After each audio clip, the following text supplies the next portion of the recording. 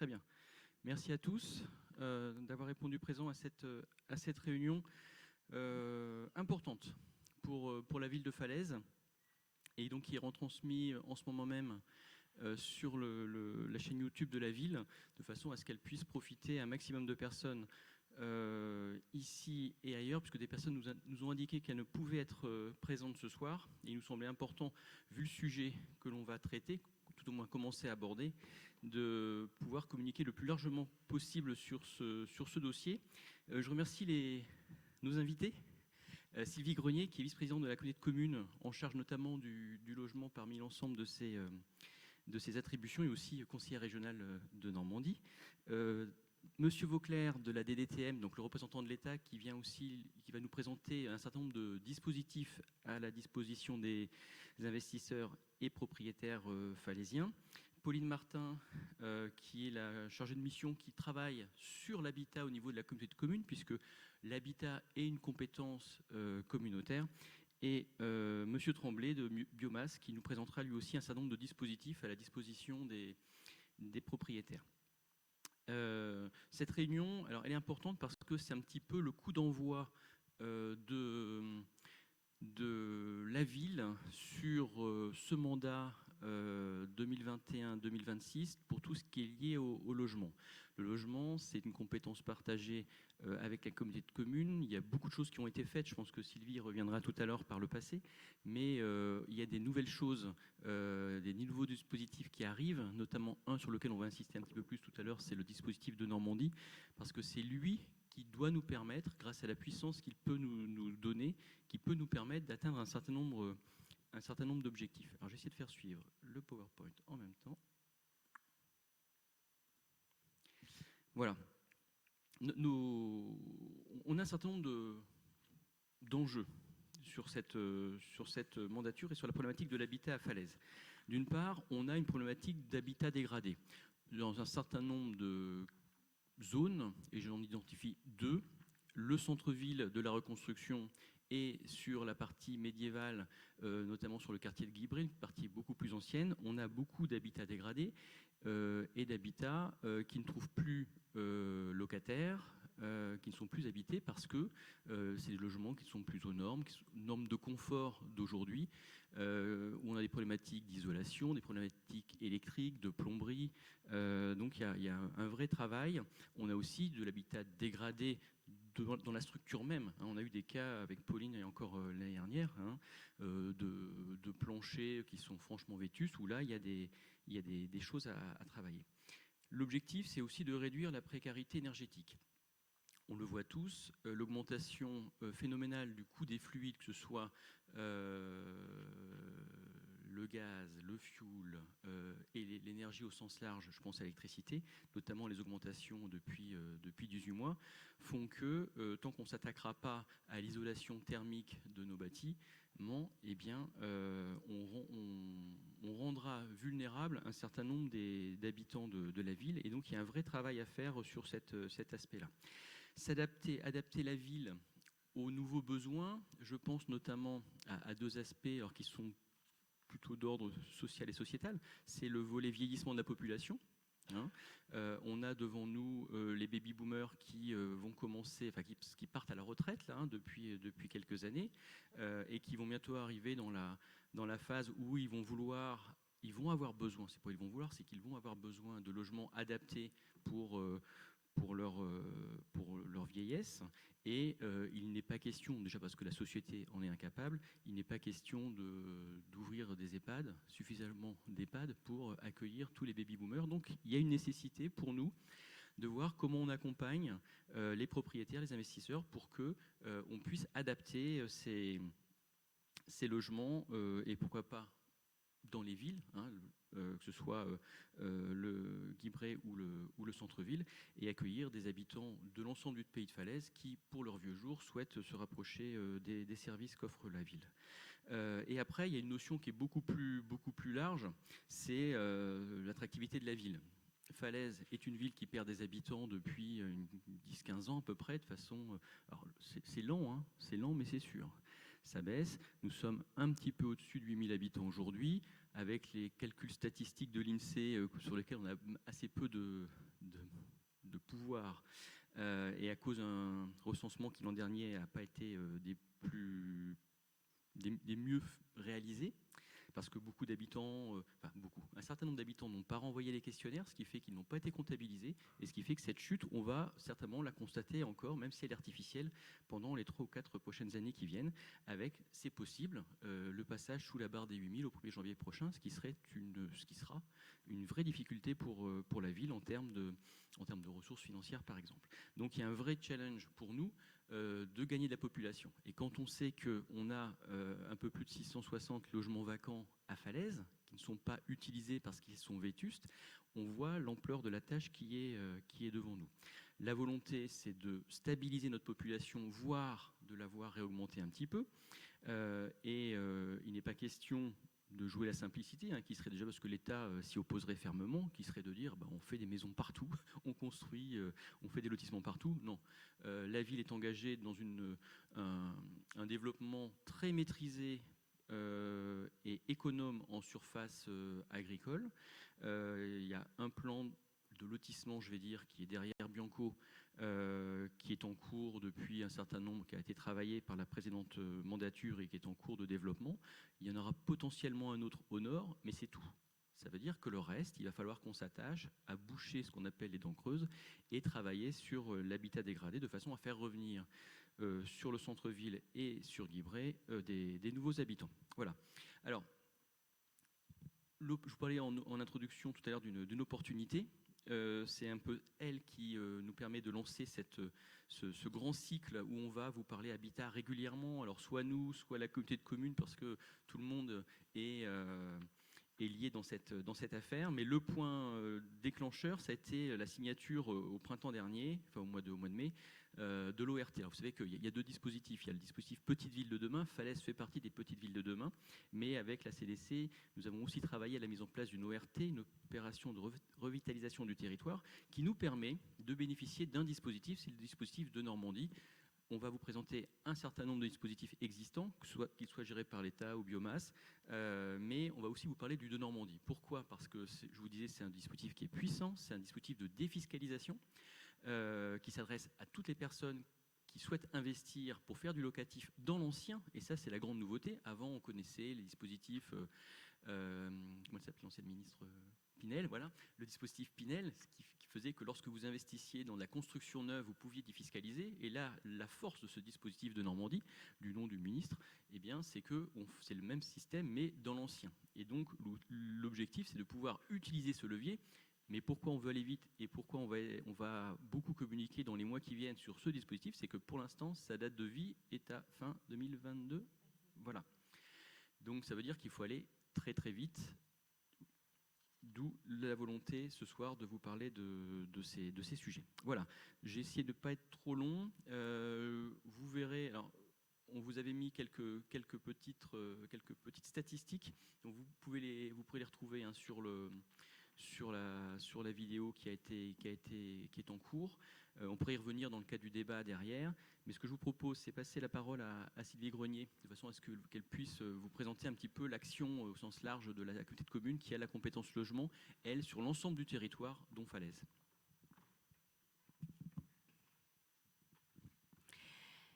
Merci, bonsoir à tous. Merci Hervé. Alors effectivement, traiter de l'habitat sur un territoire, c'est mener un travail d'endurance. C'est pourquoi la communauté du Pays de Falaise est engagée depuis de nombreuses années dans une politique volontariste pour la rénovation de l'habitat privé. C'est un travail de fond pour toujours adapter l'habitat aux besoins, avec la volonté d'agir de manière partenariale et complémentaire entre la communauté de communes qui pilote la compétence habitat et les communes actives vivantes dans leur rôle primordial de proximité. Je vais vous rappeler quelques dates, parce qu'il y a eu un travail de fond mené par la communauté de communes. Donc la mise en place d'une première OPA, opération programmée de l'amélioration de l'habitat, opération de façade de 1995 à 1997, la création d'un poste de chargé de mission en 2014, Le programme local de l'habitat, PLH, mis en place de 2014 à 2020, a permis de développer plusieurs actions sur le territoire et des dispositifs opérationnels concrets, comme notamment la permanence habitat, l'espace info-énergie, le repérage et le traitement de l'habitat indigne, la création du foyer de jeunes travailleurs, dont l'ouverture a été réalisée en septembre 2019, l'OPA, revitalisation rurale, de 2016 à 2020, qui a été renouvelée 2 fois, une fois pour 1 an, de septembre 2019 à septembre 2020, et ensuite 4 mois supplémentaires de septembre à fin d'année 2020, après la période de confinement. Donc pour information, il était inscrit dans le PLH d'améliorer 475 logements sur 6 ans. Donc ce sont 439 logements qui ont été rénovés, soit un objectif atteint à 93%. L'appel à projet de la région, donc convention signée le 11 décembre 2018, subvention de 50% pour l'amélioration des parties communes des immeubles de la reconstruction situés dans le centre-ville de Falaise, dont un périmètre a été défini. À travers tous ces dispositifs, donc, la volonté qui anime les élus communautaires, c'est d'accompagner les habitants et les investisseurs et de leur faciliter du mieux possible le quotidien. C'est dans cet esprit que la communauté de communes est une des premières de Normandie à porter directement son espace FAIR, qui va vous être présenté là tout à l'heure. Que la communauté de communes s'est engagée dans le dispositif Petite Ville de demain et opération de revitalisation territoriale associant les communes de Falaise, Pondouilly et Potigny. C'est dans cet esprit que nous avons lancé une grande étude sur vos attentes pour l'habitat, que nous tenons à vous écouter, à construire avec toutes ces politiques habitat sur notre territoire. Et je compte sur vous pour participer et faire connaître cette enquête et enrichir la démarche qui va dessiner le pays de Falaise de demain. Donc effectivement, allez sur le site, je vous encourage d'aller sur le site de la CDC. Donc il y a une enquête qui est en cours et on a surtout besoin d'un retour. Donc ça, c'est important. Donc je vous encourage à participer. Merci. Merci Sylvie.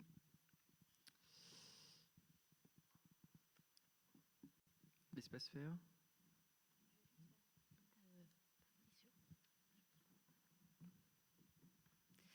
Bonjour, donc oui, je vais revenir sur ce qu'a présenté Sylvie Grenier, le dispositif régional, et ensuite Bruno du coup interviendra pour vous présenter l'espace FAIR. Donc je vais juste reparler rapidement du renforcement de l'attractivité des centres des villes reconstruites. Donc la région Normandie a lancé un appel à projet en mars 2018 et 12 villes ont été identifiées, dont Falaise. Du coup, les villes reconstruites, elles, sont particulièrement touchées par les phénomènes de dévitalisation et de vacance des logements, des commerces, des services et voire une paupérisation. Donc le but de cet appel à projet, c'était bien de soutenir les villes reconstruites dans le renforcement de leur attractivité de leur centre. La région, la communauté de communes du Pays de Falaise et la ville de Falaise ont ainsi signé une convention le 11 décembre 2018, et ce pour une durée de 3 ans. Du coup, tous les copropriétaires d'immeubles situés dans un périmètre défini du centre-ville de Falaise peuvent bénéficier d'une aide de 50% pour rénover leur partie commune. Donc c'est vraiment un dispositif très intéressant qui n'a pas, qui est assez novateur quand même. Alors on vous le présente, il était déjà actif donc depuis 2018. Là, c'est vrai qu'on a souhaité quand même vous en parler lors de cette réunion puisqu'il reste quelques mois pour pouvoir en bénéficier. Donc, vous pouvez déposer des dossiers jusqu'au début décembre 2021. Donc, les conditions, on vous l'a précisé, être dans le périmètre défini, que l'immeuble ait été construit entre 1945 et 1965 et que les travaux portent vraiment sur l'amélioration des parties communes. Donc parties communes, à savoir réfection des cages d'escalier, des cours communes, des toits terrasses, installation de digicodes pour sécuriser l'entrée.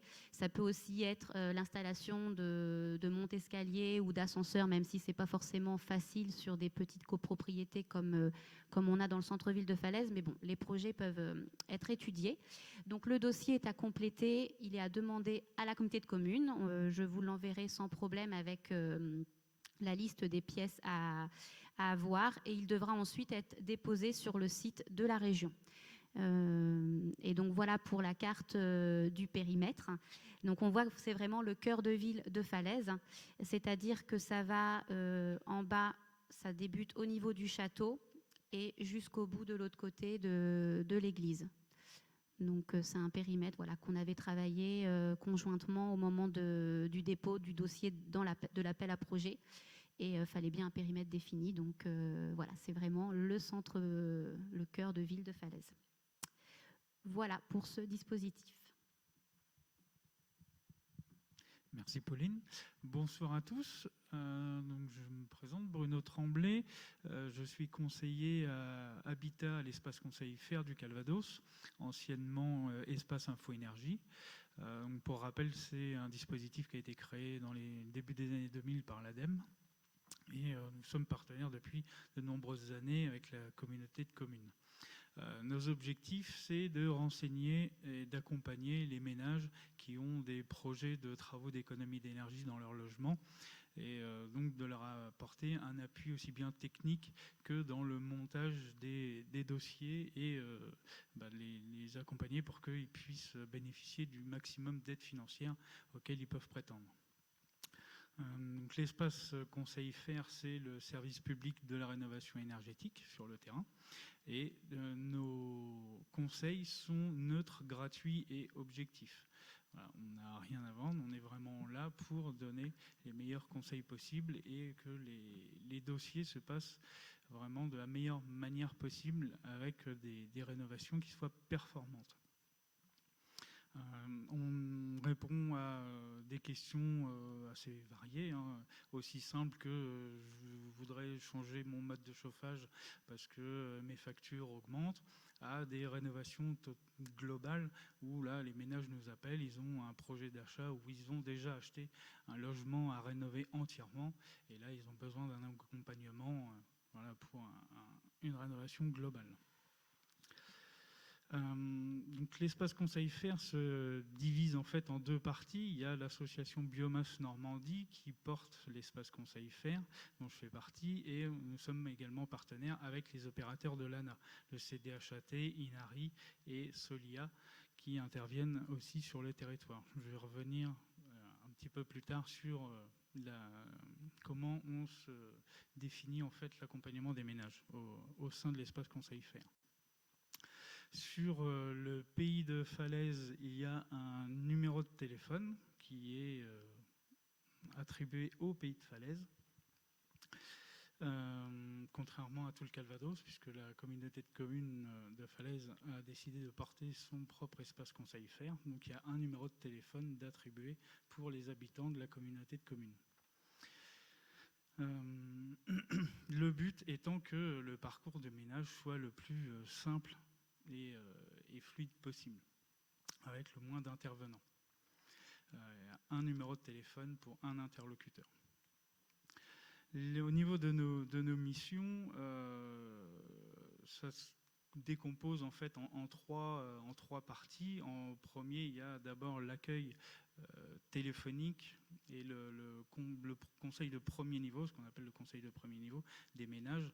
Donc ils prennent contact avec nous et là déjà dès le premier contact en fait on aborde avec eux leurs projets et voir quels sont les leviers qu'on peut actionner pour en fait peut-être aller plus loin que leurs questions de base.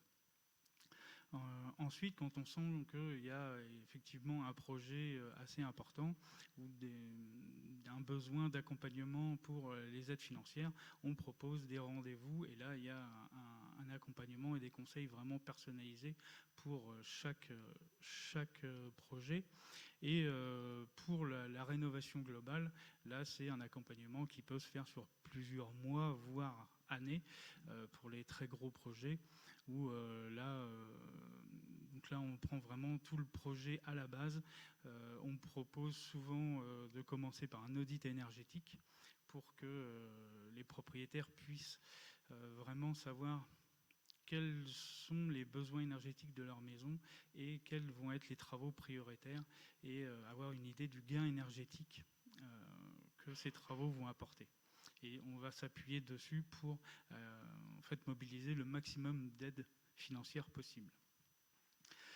Là, sur les 6 premiers mois de l'année, c'est 130 ménages sur l'ensemble de la communauté de communes qui ont été accompagnés par l'espace Conseil Faire.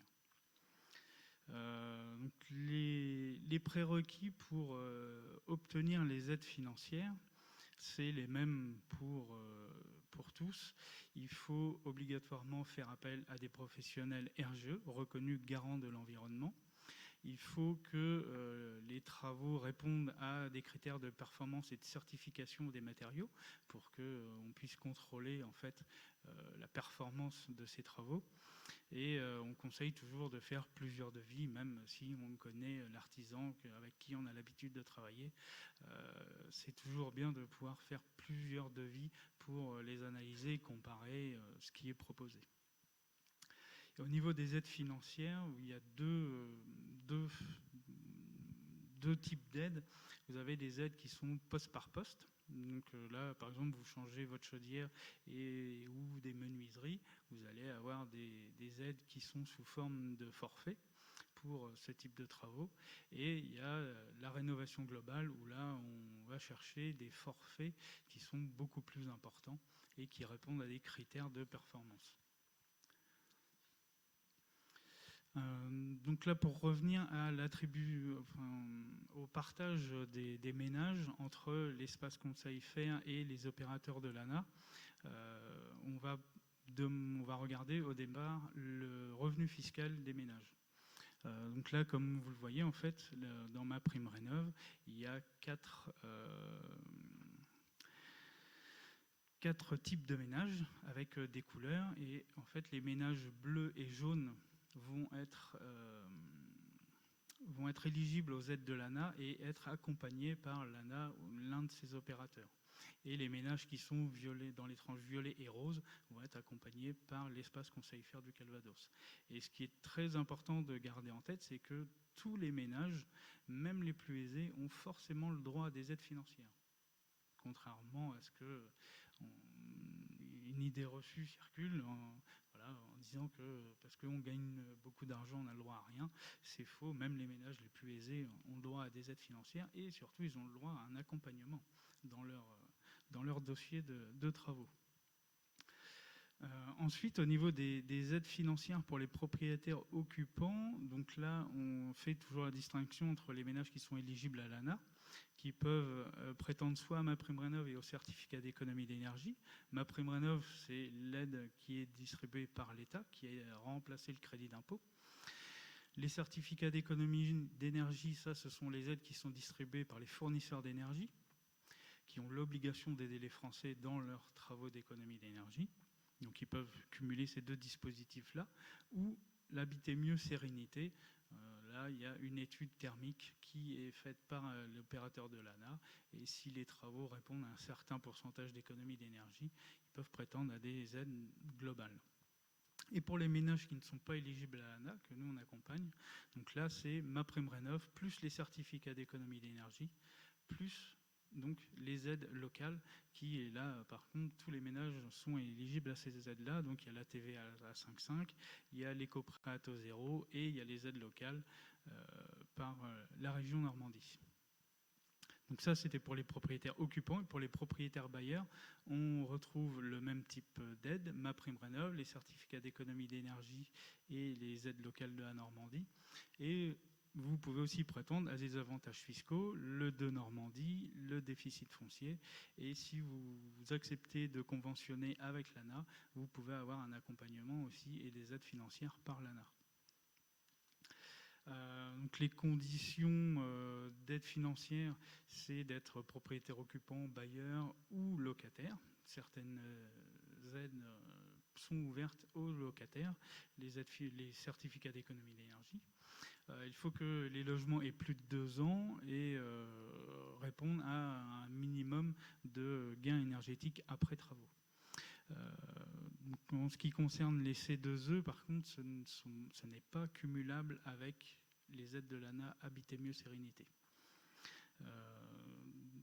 Voilà, donc là, les certificats d'économie d'énergie, vous avez deux façons d'aller les chercher. En fait, c'est soit l'entreprise qui intervient chez vous qui s'en occupe, ou alors ça va être à vous de prendre des renseignements auprès des fournisseurs d'énergie et de faire des comparatifs pour trouver les primes les plus importantes.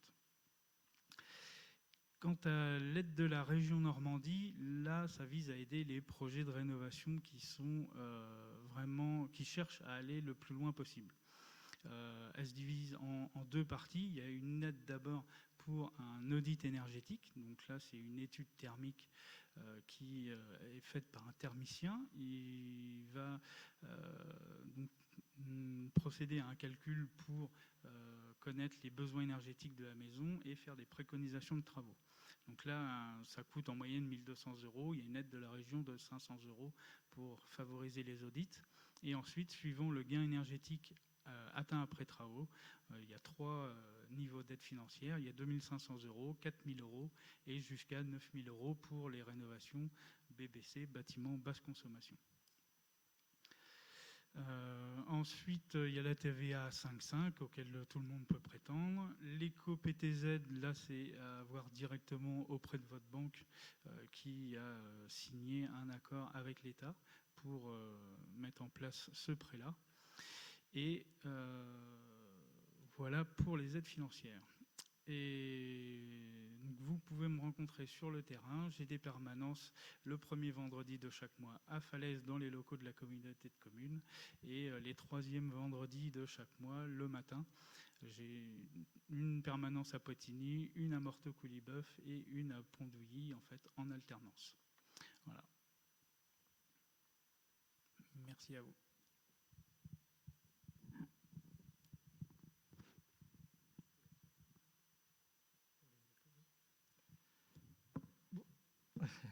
Bonsoir. Du coup, je me représente rapidement, Fabien Vauclair de la direction départementale des territoires et de la mer du Calvados.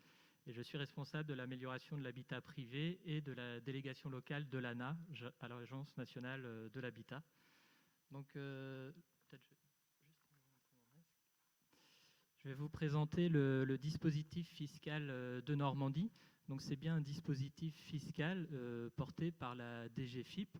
Donc nous, des DTM, on n'intervient pas dans ce dispositif. Après, je peux tout à fait vous présenter les grands principes.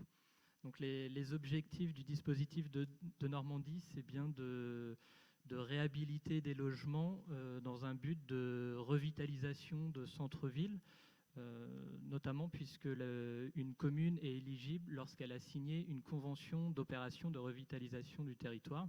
Donc c'est bien le cas pour la ville de Falaise. Et l'idée, c'est de favoriser la réhabilitation de logements anciens dans un triple souci économique, écologique et social, et donc d'intervenir sur des logements dégradés et ou vacants, comme Monsieur le maire a pu le dire en introduction. Donc pour en bénéficier, il y a quelques critères à respecter. Donc c'est acheter un bien entre le 1er janvier 2019, c'était le début du dispositif, et le 31 décembre 2022, puisque récemment, il a été prolongé d'1 an. Et donc, dans une ville ACV, c'est Action Cœur de Ville, ou ayant signé une ORT, comme je l'ai dit tout à l'heure. Et le critère de travaux est important, puisqu'il faut que les travaux représentent 25% du coût de l'opération. Les travaux, ils doivent aussi avoir un impact sur le gain énergétique, puisque l'étiquette énergétique après travaux doit être de E. Et enfin, l'autre critère à respecter, c'est sur la location. Donc c'est une location nue pendant 6, 9 ou 12 ans, et avec des plafonds de loyer et de ressources pour les occupants à respecter. Donc là, on vous a mis les plafonds de loyer. Alors sur Falaise, on va être en zone C.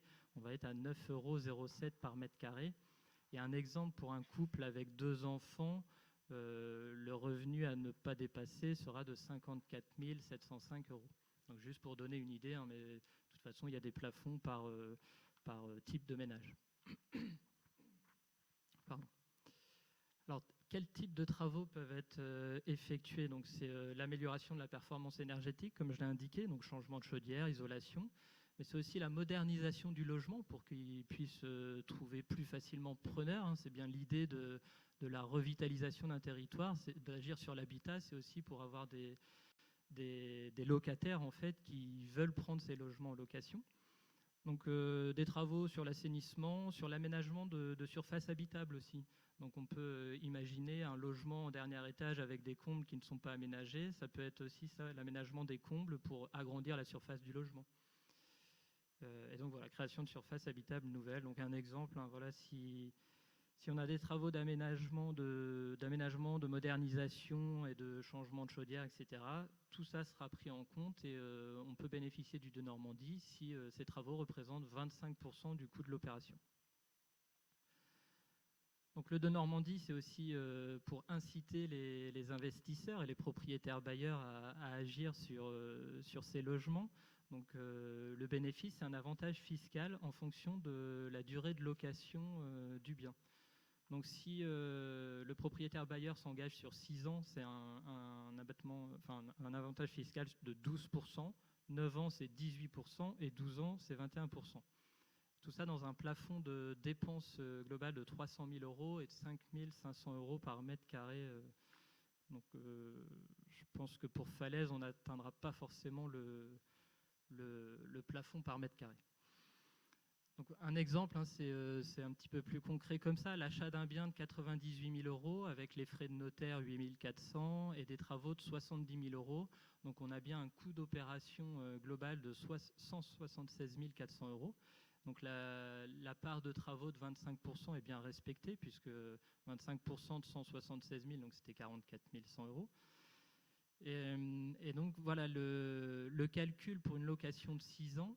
Donc on a une réduction d'impôt de 12% du coût global de l'opération, donc ce qui fait 21 168 €. Et ce que je vous ai mis, c'est les coûts par an, parce que c'est une moyenne, mais ça peut être intéressant aussi de raisonner comme ça. Donc pour 6 ans, on serait à 3 528 € par an. Pour 9 ans, c'est le même montant. Et pour 12 ans, donc la réduction d'impôt de 21%, ça fait 3 087 € par an. Donc on a une réduction d'impôt plus importante, mais en moyenne par an, elle est un petit peu moins élevée. Donc voilà, rapidement sur le Denormandie, c'est un dispositif qui existe, qui est mobilisable à Falaise. Après, pour les questions très très précises, c'est la DGFiP, mais il y a aussi un kit de communication qui est à disposition des collectivités et des propriétaires bailleurs, avec une foire aux questions et également des simulations aussi pour savoir qu'est-ce qui est le plus avantageux dans tel ou tel cas, suivant les revenus du propriétaire bailleur, etc. C'est assez intéressant. Et donc je vais passer maintenant à un second dispositif, donc c'est le dispositif loué abordable. Donc là on est vraiment sur un dispositif de l'ANA, l'Agence nationale de l'habitat. En fait l'idée c'est de conventionner un logement d'un propriétaire bailleur avec l'ANA. Donc on a deux types de conventionnement. On a le conventionnement sans travaux, avec une durée d'engagement de 6 ans, où il faut respecter aussi des plafonds de loyer, des plafonds de ressources pour les locataires.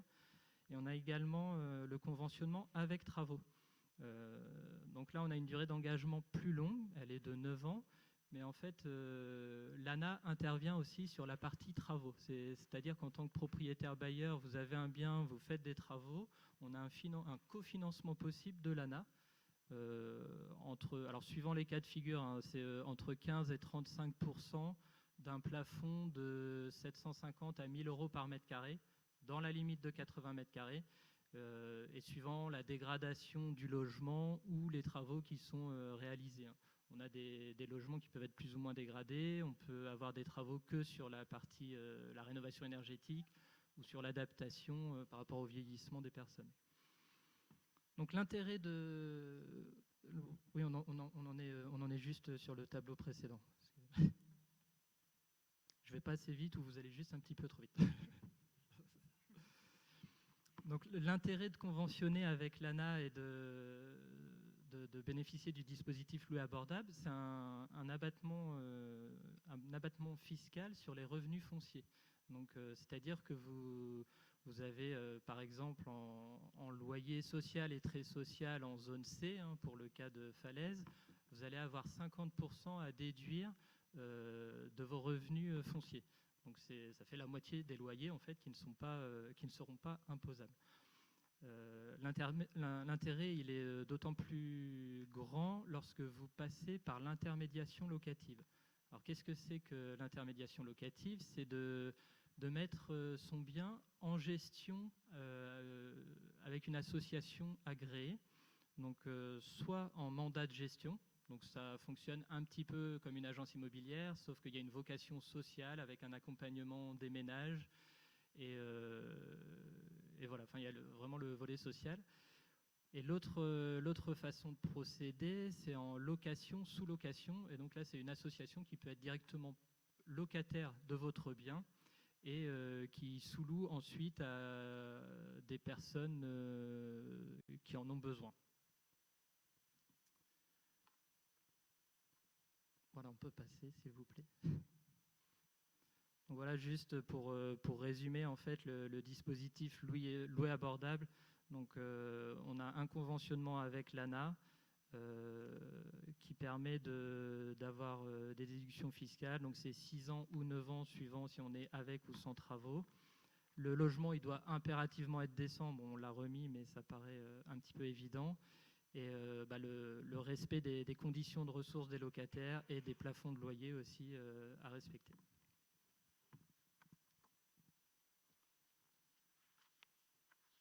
Alors maintenant, on peut passer donc le dernier dispositif que je vais présenter rapidement. Donc c'est MaPrimeRénov', même si on en a un petit peu parlé tout à l'heure avec Biomasse. Alors MaPrimeRénov', c'est assez récent puisque ça a été lancé au 1er janvier 2020. Donc c'était la fusion du crédit d'impôt à la transition énergétique et d'une aide Habiter Mieux Agilité de l'ANA. Donc ça permet de financer des travaux d'isolation, de chauffage, de ventilation ou d'audit énergétique d'une maison individuelle ou d'un appartement en habitat collectif. Donc les entreprises doivent être labellisées RGE, c'est reconnu garant de l'environnement. Et le montant de la prime, donc c'est un forfait qui varie en fonction des types des travaux réalisés. Pour les propriétaires bailleurs, c'est possible aussi. La plateforme elle est vraiment ouverte depuis juillet de cette année. Et donc on est sur les mêmes forfaits que pour les propriétaires occupants. Et les propriétaires bailleurs peuvent en bénéficier pour 3 logements maximum. On peut passer.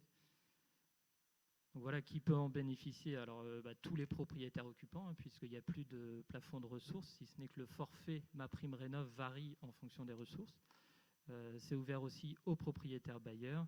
Et aussi, on a MaPrimeRénov' copropriété, donc pour les syndicats de copropriétaires sur la rénovation énergétique des copropriétés, dans l'ensemble en fait, si on prend l'immeuble en entier. Voilà, alors du coup, je suis allé un petit peu plus vite tout à l'heure, mais c'est ça, MaPrimeRénov', donc fusion du crédit d'impôt et de l'aide Habiter Mieux. Quelques chiffres l'année dernière, donc c'était 190 000 demandes d'aide déposées, dont 140 000 accordées. Et au 31 août 2021, donc c'était 480 000 demandes d'aide, donc 410 000 accordées par l'ANA. Et c'est vrai que sur les dernières informations, en fait, on a vu que le budget de MaPrimeRénov' va être encore abondé, puisqu'on devrait arriver au 31 décembre de cette année à un doublement de ce qui avait été prévu. Pour aller un peu plus dans le détail, j'ai regardé les chiffres ce matin pour le Calvados. On est à 7000 dossiers déposés pour 18,6 millions d'euros. Donc c'est assez conséquent puisque, pareil, on imaginait un objectif au 31 décembre à 6000 dossiers. Donc vous voyez, on a déjà dépassé l'objectif.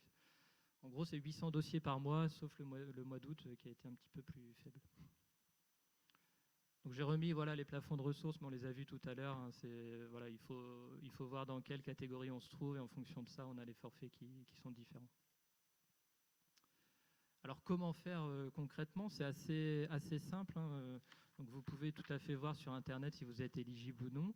Et ensuite, c'est créer son compte et déposer son dossier en fait sur une plateforme, maprimerenov.gouv.fr. Vous déposez les devis. Et ensuite, vous recevez la notification de la subvention. Donc, j'ai pas les délais, mais au début, c'était une quinzaine de jours quand même d'instruction. Alors après, bon, ça peut varier d'un dossier à l'autre, mais logiquement, c'est assez rapide. Juste pour l'information, c'est une aide qui est donnée directement au niveau central. Donc c'est bien instruit au niveau national. Et à la fin des travaux, en fait, une fois que vous avez eu notification de la subvention, vous avez la facture de l'artisan. Et donc, il suffit de demander le paiement de la prime sur maprimerénov.gouv.fr. Et le délai aussi était d'une quinzaine de jours dernièrement. Donc voilà, on a remis un accessible aux propriétaires occupants depuis le 1er janvier 2020. Enfin, toute l'année 2020, c'était sous condition de ressources. Depuis le 1er janvier de cette année, il n'y a plus de conditions de ressources et c'est également ouvert aux propriétaires bailleurs. Merci. Je ne sais pas s'il y a des questions dans la salle sur peut-être sur tout ce qui a été dit. Du coup, on est à votre écoute.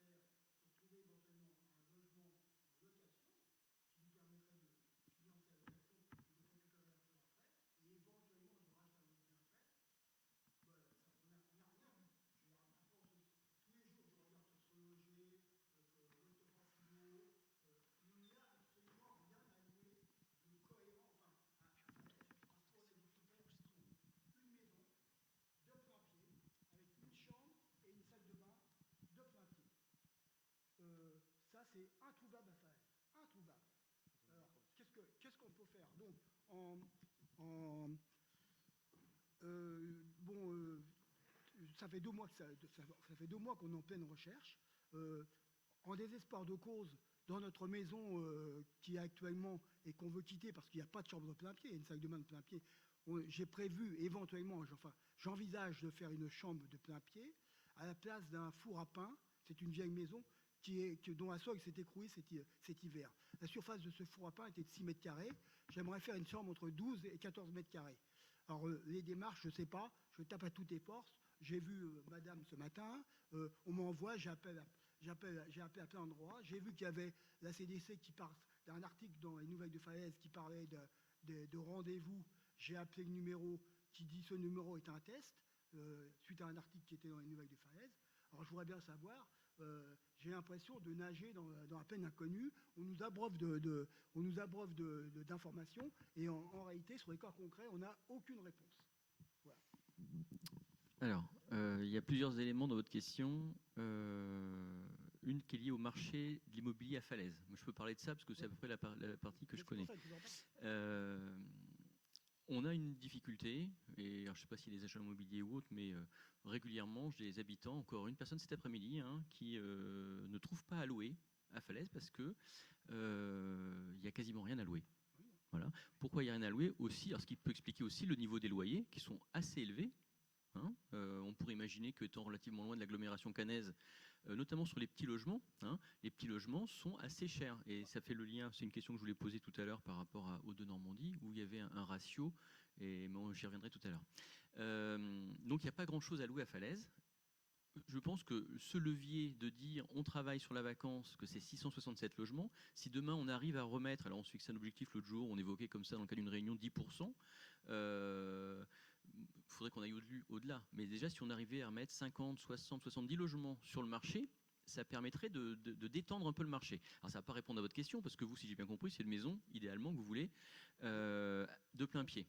Donc là, il faut attendre la rotation. La rotation se fait, parce qu'on voit régulièrement, nous, des pavillons qui sont en vente, je pense à des pavillons sur la Fontaine Couverte, c'est-à-dire des quartiers des années 70 où les personnes partent sont seules et puis vendent leurs biens. J'ai visité des biens, à Falaise, en se situant dans des créneaux de 190 000 à 220 000 euros.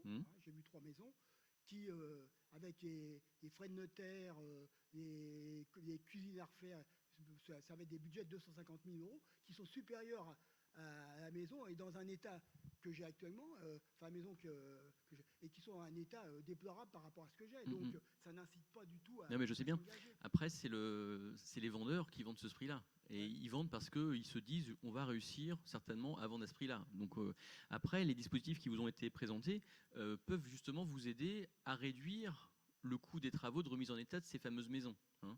Mais c'est vrai qu'il n'y a pas. Vous êtes sur un cas qui est vraiment précis. Alors après, l'autre solution, c'est éventuellement de construire, c'est-à-dire de profiter d'une opportunité, mais il n'y en a pas beaucoup sur Falaise, c'est ce que je disais en introduction, hein, puisqu'on a, il y a encore une vague de lotissement qui va intervenir du côté de Bianco. J'ai vu, mais ça c'est un délai de, c'est 18 mois, à 78 ans. Ah ben je 18 sais bien, mois, c'est monsieur. énorme. Non mais je comprends bien. J'essaie de vous trouver enfin, j'essaie de vous faire comprendre la difficulté et d'essayer de vous trouver des débuts de solutions. Mais malheureusement, moi, j'ai pas la. Non, voilà. vous n'êtes pas avec Ce baguette qu'il faut, magique, voilà. je m'en doute. L'idée, nous, c'est de voir quel dispositif il existe, et il y en a plein, hein, on l'a vu, c'est assez impressionnant tout ce qui existe, hein, c'est même un peu complexe, et heureusement qu'on a l'espace faire pour accompagner les habitants ou les investisseurs, parce que franchement, c'est un magma. Oui. Mais moi, ce que je voulais savoir, c'est donc mon projet éventuellement d'extension. Je suis à la mairie, j'ai eu un récépissé de, comme ça fait moins de 20 mètres carrés à remplir, mais c'est de déclaration. Et c'est un document qui me paraît mais rébarbatif pour des gens de ma génération. On est perdu avec ça, on n'a aucune aide, quoi. Aucune aide pour remplir ce genre de document. Alors, où taper, donc ça veut dire qu'on se sent un peu coincé. Là, voilà. Moi, je pense que c'est parce que vous parliez de l'habitat pour les personnes âgées, c'est en introduction, si j'ai bien compris. Je pense que je suis peut-être un cas unique dans cette salle, mais Non, je dirais qu'on aurait des solutions si vous étiez plutôt orienté vers un appartement adapté. mais l'appartement, on n'est pas Mais encore voilà. mûr. Puis bon, si vous voulez, j'ai un regret parce que bon, j'avais une maison pour laquelle j'ai défiscalisé en de Robien à Coligny-Saint-Laurent, qui était une maison de plein pied que j'ai vendue il y a 5-6 ans maintenant. Et ben maintenant, je regrette parce que c'est vrai qu'entre la Coligny-Saint-Laurent et Fourneau-Val, bien que j'ai une vue magnifique à Fourneau-Val, pour l'instant, je serais certainement mieux à Coligny-Saint-Laurent. Bon, ben là, c'est peut-être une erreur de parcours, mais bon. Non, mais il ne faut pas j'assume, désespérer, hein. Il y a des opportunités, il y en a. C'est vrai qu'il faut tomber dessus, Il y a des parce qu'il y a maisons comme une bien entières à rotation. Enfin, je Coligny-Saint-Laurent. parle sous le contrôle de Sylvie, dont l'activité professionnelle était justement ça. Il y a des opportunités. Non, mais, Par contre, je il connais faut. madame, j'ai visité son agence, une de ses collègues est venue visiter ma maison. Hein. Je ne suis pas les deux pieds en même sabot à attendre. Non, mais on n'a pas dit ça. On n'a pas dit ça. Mais ce que je voulais dire, c'est qu'il y a des opportunités qui se présentent. Il n'y en a pas beaucoup. C'est la difficulté parce que le marché ne tourne pas vite. Et il est tendu. Curieusement, il est tendu à cause de cette vacance qui est importante. Enfin, cette vacance et cette lutte contre cette vacance pourrait être un moyen de détendre le marché et de faire en sorte que ça circule mieux, notamment pour les personnes comme vous qui souhaitez vous rapprocher de la ville sur des logements adaptés. Alors pour la partie travaux, votre porte d'entrée, ça reste votre mairie. Oui. Hein. Alors après, il y a la communauté de communes qui peut éventuellement intervenir, mais normalement c'est en deuxième phase lors de l'instruction. Normalement c'est la secrétaire, soit votre maire, soit la secrétaire de mairie qui doit pouvoir vous accompagner dans votre demande. Un document de 12 pages pour. Ouais, mais c'est l'administration, monsieur, ça. Je me dis, mais bon, l'administration, oui, ça. Puis bon, là aujourd'hui, on m'a baladé quand même de Soïa, j'ai appelé à Biomasse. Alors moi, pour moi, j'ai dit à Madame Biomasse, c'est simplement de l'énergie. Elle m'a dit non, il s'occupe de tout. Comme mon revenu fiscal est supérieur à 27 000 euros, j'avais pas droit à l'aide de Anna. On m'a dit, il faut rappeler Biomasse. Alors quand j'ai regardé Biomasse, pour moi, c'est de l'économie d'énergie, c'est pas une construction d'un local, si j'ai bien compris. Oui, bonsoir. Oui, c'est vrai que nous, dans l'accompagnement, on accompagne les ménages qui ont des projets de travaux d'économie d'énergie. Les projets d'extension, ça peut être englobé dans le projet, mais il faut qu'effectivement, il y ait un chantier d'économie d'énergie sur l'ensemble du logement. Moi, ce que j'ai remarqué, c'est que la commune m'a remis des documents qui dataient de 2018, auxquels j'ai appelé les organismes, qui m'a demandé mon revenu fiscal, qui m'a renvoyé sur vous.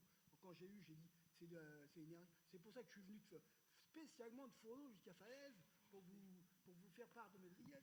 Ce que je vous ai expliqué ce matin, en effet, donc il y a plusieurs choses. Donc vous souhaitiez avoir des informations par rapport à l'enquête et les rendez-vous en ligne.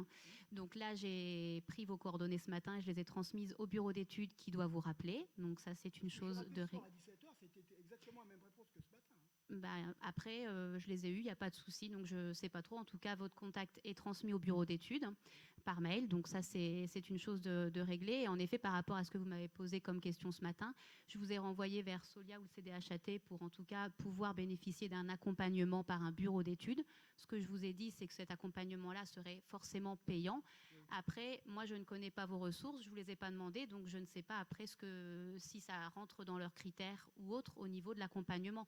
Mais pour l'adaptation du logement au vieillissement ou au handicap, là, du coup, c'est vrai que c'est la réponse que je vous ai donnée. Après, là, on parle d'une extension aussi. Donc, bon, faut voir avec les bureaux d'études s'ils peuvent vous accompagner.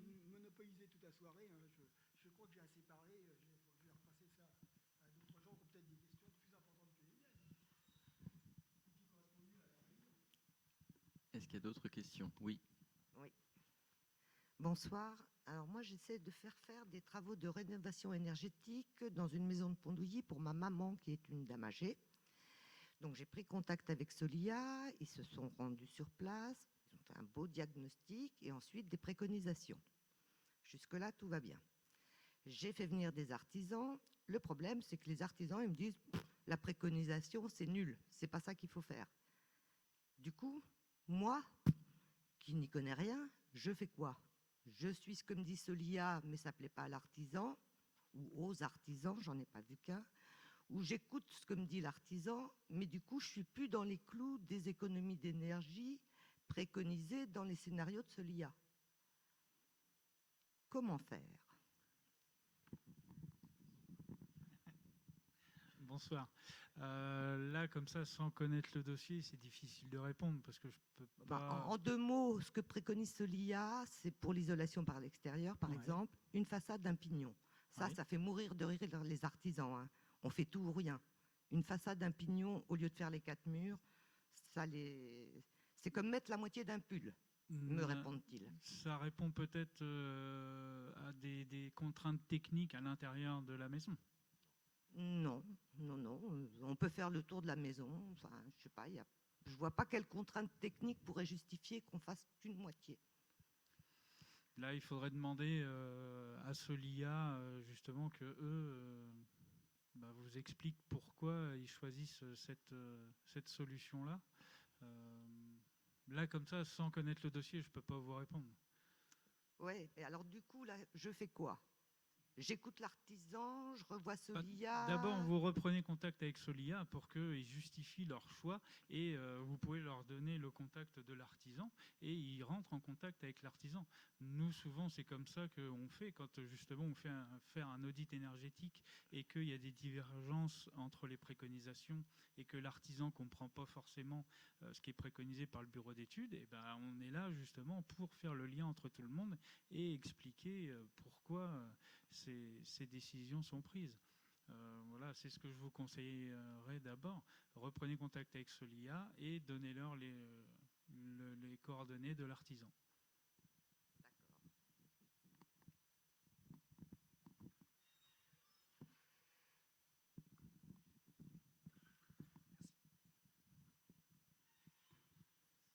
Est-ce qu'il y a d'autres... Oui.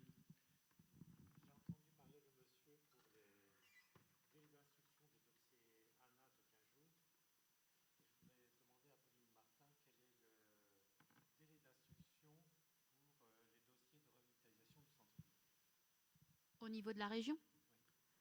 Alors, il faudrait appeler directement la région. Après, une fois qu'il est déposé, il y a une commission et généralement, il y a 1 mois d'attente avant que ça passe en commission. Et après, ça doit suivre normalement. Moi, j'ai déposé une première série de dossiers au mois de décembre de l'année dernière, 15 décembre. On est fin septembre. Il s'agit de 3 immeubles de centre-ville. Derrière, j'en ai d'autres, je vais tester. Aujourd'hui, fin septembre, j'ai toujours pas de réponse. Ça fait 7 mois. là, enfin, vous m'en avez pas parlé, vous m'avez pas appelé pour me préciser. J'ai appelé Madame Douillère à D'accord. Rouen, Oui. qui ne peut pas m'informer. Ah, ben, Est-ce que vous pourriez m'aider parce que derrière j'ai d'autres dossiers à passer. bah oui, parce que c'est, C'est dans le cadre de la revitalisation du centre-ville. bah tout à fait. Ça correspond parfaitement à nos yeux. Bah oui, oui, oui, on en a bien parlé tout à l'heure. Alors, je suis un petit peu étonnée que Madame Douillère ne puisse pas vous donner de réponse puisque c'est elle qui est censée instruire les dossiers. Mais nous, de toute façon, moi, j'ai eu le cas sur certains dossiers. Je sais qu'il y a un dossier qui a été géré aussi par votre agence, mais le monsieur est venu directement me voir personnellement pour faire avancer les choses. Et ça a suivi derrière. Donc, comment ? Sur le dossier concerné. Ah bah après, il y a des délais d'instruction, mais là, on est bien sur une aide au niveau de la région. C'est pas porté par la communauté de communes. Non, Après, mais comme c'est vous la représentante, c'est pour ça que... bah moi, je fais le lien entre les porteurs de projets et la région. Après, voilà, dès qu'il y a des problèmes, je remonte au niveau de la région. Je suis souvent en contact avec Madame Douillère s'il y a besoin. Là, sur ces dossiers-là, du coup, en plus... Rappelez demain matin et vous rappeler dans la foulée pour que vous passiez un coup de fil. Ah bah, il n'y a pas de souci. Après, ce qu'il faut savoir aussi sur les dossiers de la région, c'est que là, en dernier lieu, ils étaient déposés directement sur la plateforme. Donc moi, j'ai plus la vision de savoir à quel moment ils sont déposés. Il y a eu cette chose-là aussi. Donc là, évidemment, les dossiers dont vous me parlez, bon, puis on va pas citer de nom, c'est pas le lieu de la réunion. Mais là, on a un contact précis. Après, en effet, faut pas hésiter quand il y a un problème avec la personne qui s'en occupe au niveau de la région, de revenir ici à la communauté de communes pour pouvoir faire le lien de toute façon. Que le malheur, c'est qu'on a une date au 10 décembre. D'ailleurs, j'ai d'autres dossiers à passer. Alors, Où ça marche et j'étudie les autres dossiers. Où ça marche pas, qui reste de perdre du temps. alors, deux réflexions par rapport à ça. La première, c'est que si, bon, il y a ces cas-là, mais si quelqu'un un jour est coincé par rapport à des délais anormalement longs de réponse, n'hésitez pas à revenir. Alors, soit vous revenez vers la communauté de communes, soit vous n'hésitez pas, si ce sont des dossiers falaisiens, à venir me voir, et moi, je verrai à la communauté de communes voir comment on peut faire pour accélérer la cadence. Parce que si on a des dossiers qui sont en souffrance depuis quasiment 10 mois, c'est quand même problématique. Et on échangeait en aparté avec Sylvie Grenier. Ce qui serait bien, c'est qu'on puisse avoir très rapidement la liste des dossiers. Et elle, de son côté, via la région, elle va voir où sont bloqués, où est le point de blocage, de façon à ce que ça se débloque rapidement, quoi. Parce que si derrière, en plus, il y a d'autres dossiers, enfin, faut pas... Je ne veux pas perdre du temps sur les autres dossiers si ça marche pas. Non, mais je comprends bien, mais il faut que ça marche. Enfin, s'ils répondent aux critères, il n'y a pas de raison qu'ils soient bloqués, et tout au moins, en plus, depuis janvier, quoi. Enfin, Oui, on s'est vu avec Mme Martin, je sais plus, le 15 décembre à peu près. Vous m'aviez préconisé sur un dossier de rajouter des fenêtres, chose qui était pertinente, je l'ai fait. C'est notamment le dossier où le monsieur s'impatiente et passez vous voir. Ah bah, il y a quelqu'un qui a pris la relève, du coup, il est Oui, oui. censé Il trouve que ça avance pas, il m'a dit qu'il allait mieux faire, donc il a pris les choses en main. Moi, ça me dérange pas, ça me soulage, mais bon, l'objectif final, c'est que son dossier avance. ce qu'il faut globalement sur l'ensemble de ces dispositifs, on voit que c'est des choses qui sont complexes, parce qu'il y a plusieurs administrations, il y a plusieurs organismes publics ou parapublics qui interviennent. Il faut vraiment que ce soit fluide, surtout vu le timing qui est imposé dans le cas des différents dispositifs. Donc surtout, si un jour vous êtes confronté à un dossier qui n'avance pas, alors il y a peut-être une raison réglementaire, mais au moins qu'on le sache, de façon à ce que vous puissiez vous réorienter le dossier s'il y a besoin, ou le redéposer, ou qu'on arrive à faire jouer avec nos relais, que ce soit Pauline au niveau de la CDC, ou Sylvie via la région, quand c'est un dispositif régional, ou d'autres facilitateurs pour d'autres administrations ou autres, mais qu'on ne laisse pas un dossier en souffrance comme ça sur un sujet qui est, pour moi, une priorité du mandat. Je veux dire, on a 667 logements vides, vous faites le calcul rapidement, on en remet 100 en circulation avec les 2 personnes par, ça fait 200 habitants. Là, de on plus. parle de 30 ou 35 logements qui sont loués, c'est pas le problème. D'accord. Mais au niveau aspect des cages d'escalier, Non, mais je comprends bien. on demande la vie plus confortable. Surtout qu'on arrive à la fin du dispositif région, là, donc faut pas traîner. Donc ce que je propose, c'est que tu nous fais la liste, ou alors, et puis on la transmet, et Pauline la transmet à Sylvie, de façon à ce qu'elle puisse regarder de son côté, voir où est-ce que ça bloque, quoi. Ça marche. Est-ce qu'il y a d'autres questionnements ? Alors moi j'en avais un, je l'évoquais un peu tout à l'heure, je ne sais pas si vous allez avoir les éléments de réponse, c'est par rapport à la slide où on parle des plafonds de loyer et de ressources. Donc on est en catégorie C, nous Falaises, et on serait à 9,07 € le mètre carré. Et la question que je me posais, c'était est-ce qu'il y a une modulation, dans un sens ou dans l'autre, pour les logements de petite taille. Parce que si on prend, imaginons un studio, à 9,07 € le mètre carré, ça fait un loyer qui est ridiculement bas.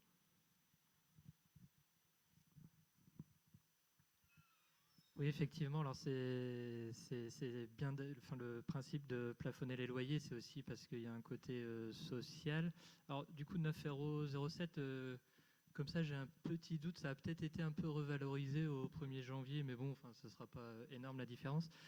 Sur le de Normandie, à ma connaissance, il n'y a pas de pour les petites surfaces, le loyer, enfin, il y a qu'un loyer plafond. Si c'est 9,07, c'est 9,07, peu importe la surface du logement. Il y a une subtilité, c'est dans le cadre du louer abordable, donc le dispositif de l'ANA. Au niveau local, on a décidé d'augmenter, si on peut dire, enfin, le prix du loyer au mètre carré pour les petites surfaces, justement pour prendre ça en compte.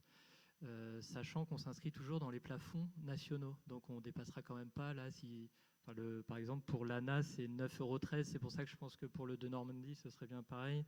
On ne dépassera pas ça quand même. Donc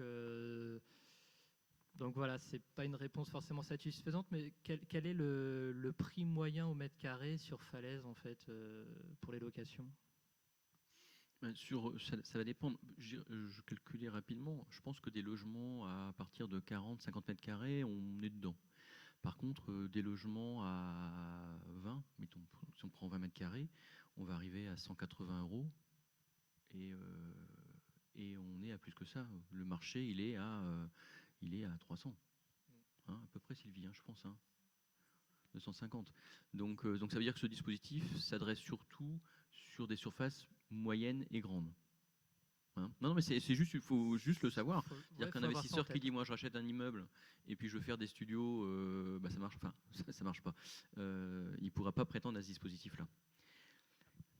Après, en fait, c'est au propriétaire bailleur aussi de faire le calcul au global sur la durée du dispositif.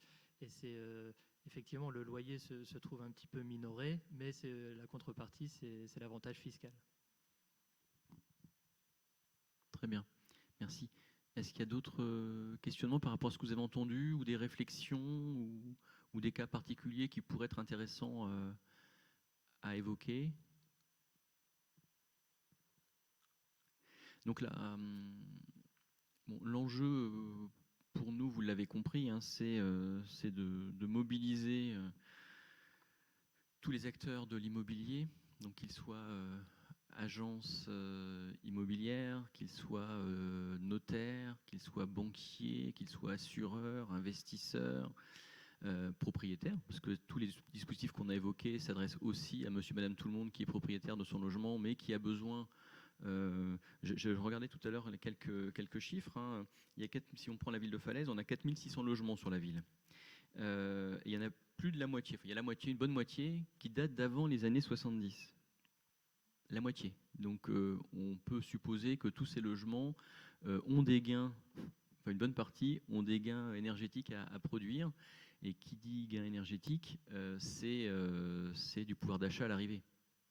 Quand on voit comment les factures s'envolent, derrière, il y a aussi une notion qu'il faut avoir en tête. Je pense à toutes les personnes qui chauffent au fioul. On a encore un certain nombre de chaudières fioul sur Falaise. C'est un sujet dont il faut se préoccuper maintenant, pendant qu'il y a encore des aides, parce qu'on ne sait pas de quoi l'avenir sera fait. Et la fin des chaudières, c'est 2022 pour les nouvelles.